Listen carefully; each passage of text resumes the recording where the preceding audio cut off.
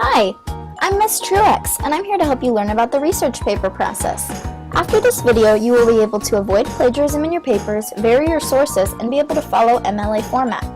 First, you need to know what plagiarism is. Plagiarism is taking another's work, ideas, or creations and passing them off as your own work. There's several ways to avoid this. The first is to paraphrase your work. Simply put the information you found into your own words. Make sure not to use more than 2 words in a row. This is when it becomes a quote. That brings us to quoting. Put the quote exactly the way it was said in quotation marks and attribute it to its author or speaker.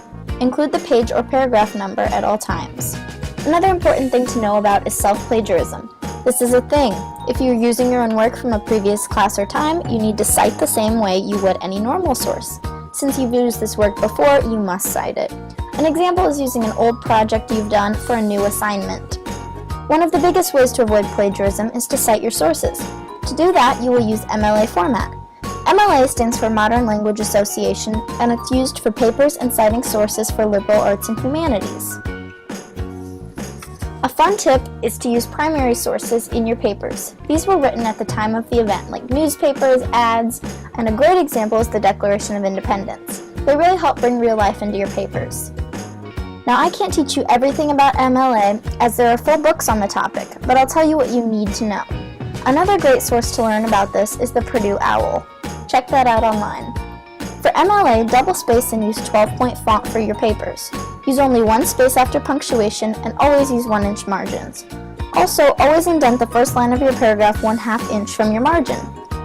The main point of MLA is to attribute material and cite sources. It really helps boost your credibility. To do this, include a works cited page at the end of every paper.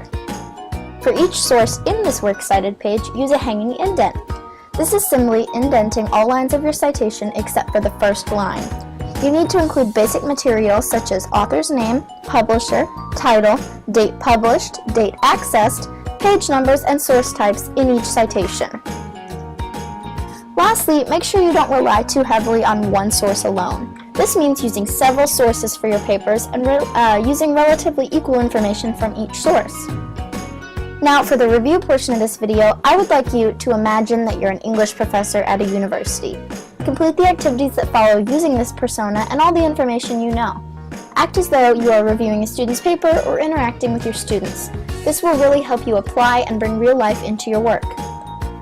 You're looking at a paper and you see some things in a citation you don't think should be there. Take this list on the screen and make a column of things that should and shouldn't be there, and put each word into one or the other columns.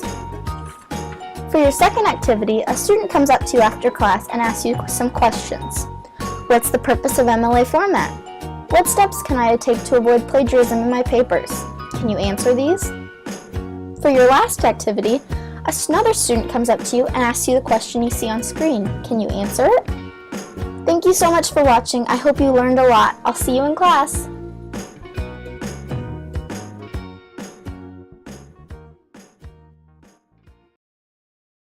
Created using Powtoon.